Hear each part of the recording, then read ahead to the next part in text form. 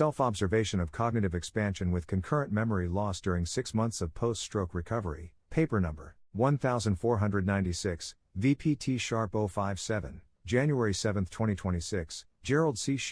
EclaireMD Foundation category, Stroke, Neuroplasticity, Systems Medicine, Cognitive Science. Preface: this paper documents an unusual but explainable cognitive trajectory, observed during the first 6 months following my pontine hemorrhagic stroke and subsequent seizures. During this 6-month period, I experienced clear short-term memory impairment while simultaneously demonstrating cognitive expansion in breadth, depth, abstraction, cross-domain integration, and research productivity. At first glance, memory loss and cognitive improvement appear contradictory. Through careful self-study and observation, clinical feedback, and systems-level reasoning, I came to understand that these two phenomena are not opposites. They are parallel consequences of neuroplastic reorganization under constraint. It is important to clarify this early. Neuroplasticity did not increase my intelligence. It reorganized existing intelligence. What changed was not capacity, but structure and access. This paper is not written to claim superiority or exception. It is written to document, at least for myself, a rare recovery pattern in a high-reserve brain,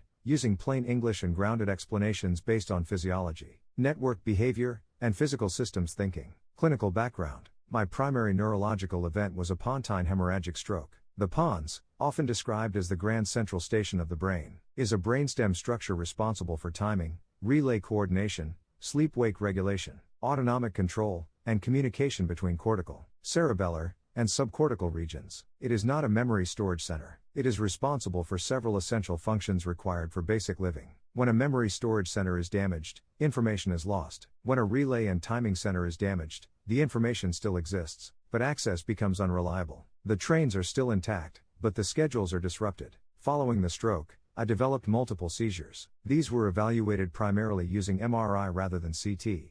CT imaging had already shown extensive cerebral vascular calcification, accumulated over more than 3.5 decades of diabetes, explaining vessel stiffness and rupture risk. MRI was necessary to assess soft tissue irritation, edema, micro-injury, and seizure-prone regions, which are not visible on CT. After each seizure, I experienced a postictal period, meaning the recovery phase after a seizure. During these periods, I had confusion, slowed thinking, impaired short-term memory, and unreliable immediate recall. These effects are well documented and reflect temporary, electrical and metabolic instability rather than permanent memory loss. Memory loss without memory destruction. The memory impairment I experienced was not due to destruction of stored memories. Instead, it reflected disrupted access and impaired encoding. Memory depends on precise timing and coordination across distributed networks, involving the hippocampus, temporal cortex, frontal executive regions, and connecting relay pathways. Injury to the pons disrupts timing and signal smoothness. Seizures further destabilize synchronization.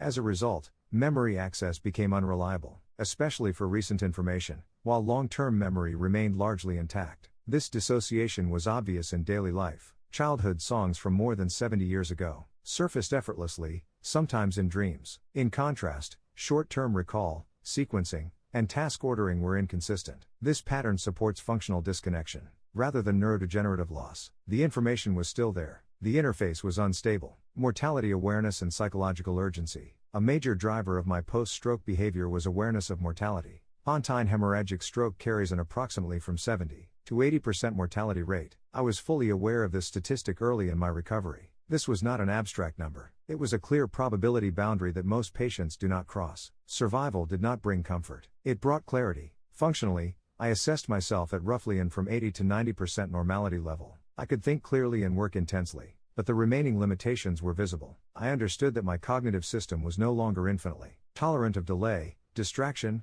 or deferral. This awareness produced a realization of limited remaining lifespan. Not emotional panic, but mathematical certainty. Time became a constrained resource. As a result, my priorities shifted immediately. I stopped optimizing for perfection and began optimizing for synthesis, documentation, and transmission. Productivity under constraint. Within approximately 160 days after my stroke, I produced close to 200 research papers. About 175 of these focused on stroke and related subjects, including vascular damage, blood pressure spikes, recovery mechanisms, prevention strategies, and systems analysis of brain injury. I did not conduct formal research on seizures during this period, as I am still in the self-study phase. The remaining 25 papers addressed subjects that had long been personal interests, rather than academic majors. These included history, politics, social science, psychology, healthcare systems, zoology, music, and human suffering. These topics were not distractions. They were unified by shared physical and mathematical principles: accumulated stress, irreversible damage, delayed failure, nonlinear collapse, and adaptive reorganization.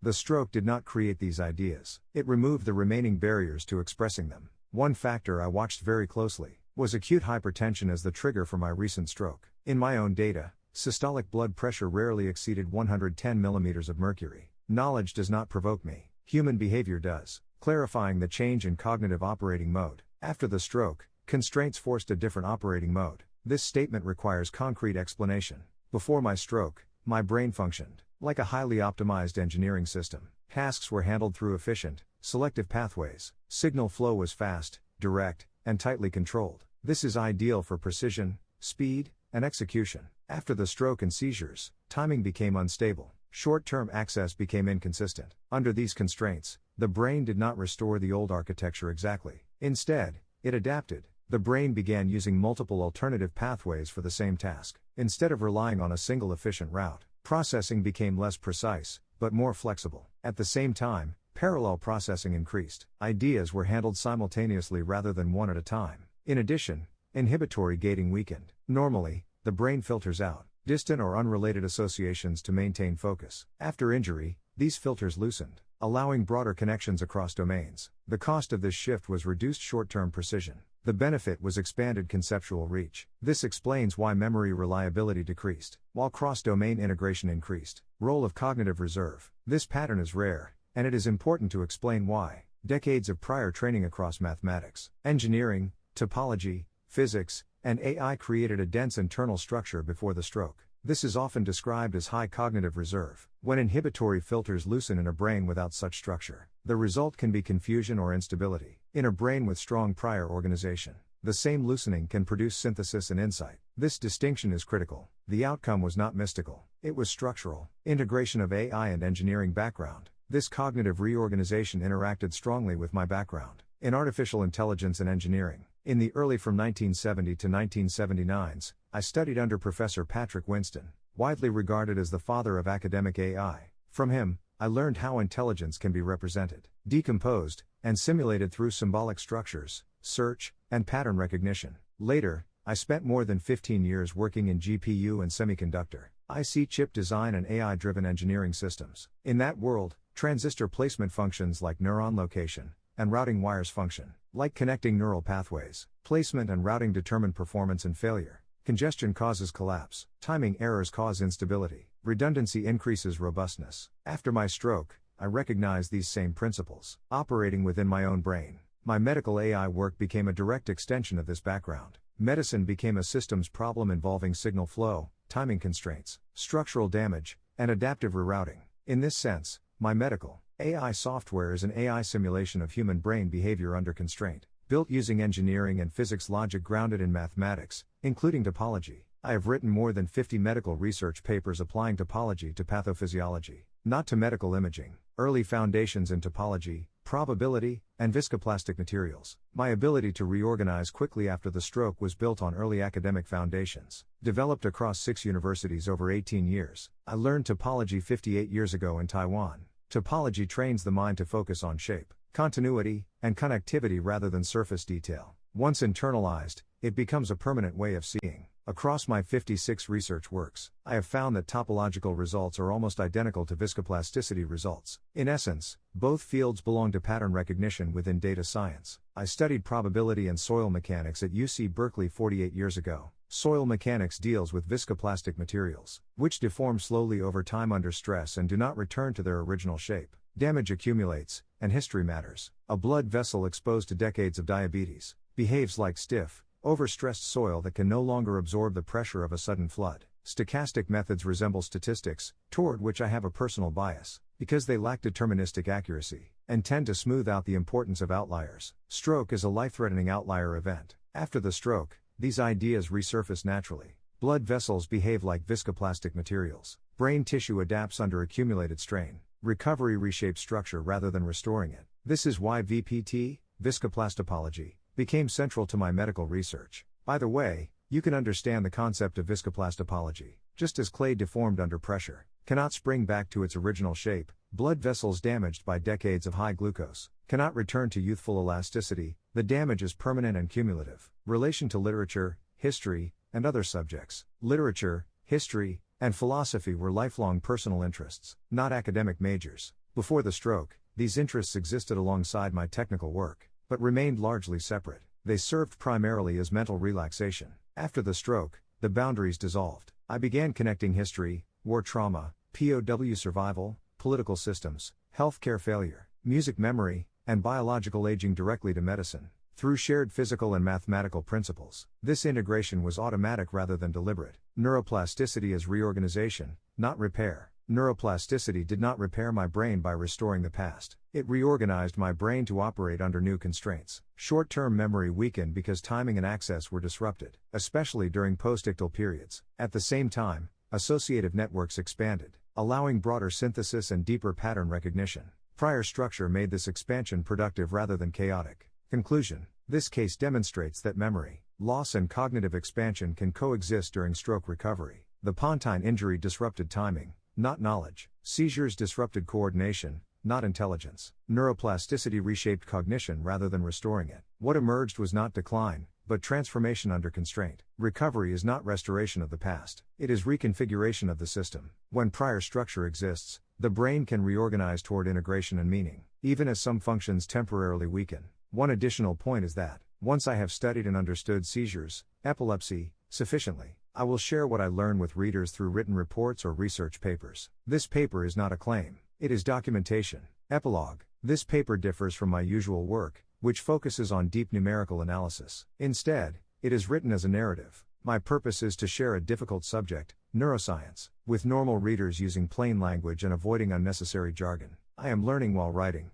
and I am sharing that learning process openly. My hope is that this approach helps others better understand what is happening inside their own brains and bodies, especially after serious illness. If any part of this work helps someone reduce fear, gain clarity, or make wiser health decisions, then this effort has served its purpose. Reflective subsection: emotional memory, cognitive reorganization, and human meaning. During my post-stroke recovery, I noticed an unexpected shift in how I process memory and meaning. While my short-term memory became less reliable, my emotional and long-term associative memory became more vivid and accessible. This was not limited to personal experiences. It extended to historical events, human suffering, and systemic failures. One clear example was my recollection of writing my paper on Japanese POWs in Siberia, paper number 1492. I remember that work with unusual clarity. It was not technically difficult, but emotionally demanding. While writing it, especially the epilogue, I experienced strong emotional responses that I normally would have filtered or suppressed. Yet, as an academic paper, I had to restrain my language and control bias. That internal tension left a lasting imprint. This experience helped me understand an important aspect of my post-stroke cognitive reorganization. Memory loss did not mean emotional flattening. Instead, emotional salience became a dominant organizing signal. Events and topics associated with human suffering, endurance, and irreversible damage were encoded more deeply than neutral or procedural details. For example, after my stroke, I became more emotionally affected by simple stories shown in television programs. From a systems perspective, this aligns with what I observed. After stroke and seizures, disrupted timing and access impaired short-term recall, but loosened inhibitory gating allowed emotionally meaningful and structurally significant memories to surface more easily. Cognitive processing shifted away from efficiency and toward meaning. This change also influenced how I conduct research. I no longer see equations, data tables, or curves as abstract objects alone. I perceive the human reality embedded within them. That is why my medical papers often extend beyond narrow clinical endpoints and address broader systems, including social behavior, historical trauma, and long-term neglect. After my stroke, this integration became stronger. I began to recognize the same underlying patterns across different domains: accumulated stress, delayed consequences, irreversible damage, and quiet suffering. These patterns apply not only to blood vessels and neural tissue, but also to societies, healthcare systems, and historical events. In this sense, post-stroke cognitive reorganization did not reduce my capacity to think. It changed what my brain prioritizes. Short-term precision weakened, but long-range integration and emotional truth gained prominence. This shift helped me reconcile memory loss with cognitive expansion, and it reshaped how I understand humanity, illness, and recovery. Disclaimer: I write this paper not for fame, but to share what I have learned so others can understand their health. prevent disease, and live longer, healthier lives. This content is provided for educational reference only, and does not constitute medical advice. No doctor-patient relationship is created. You may share this summary freely, but it must not be altered, edited, or republished as your own. All intellectual property rights and copyrights for this article and its related materials belong to the author, Gerald C.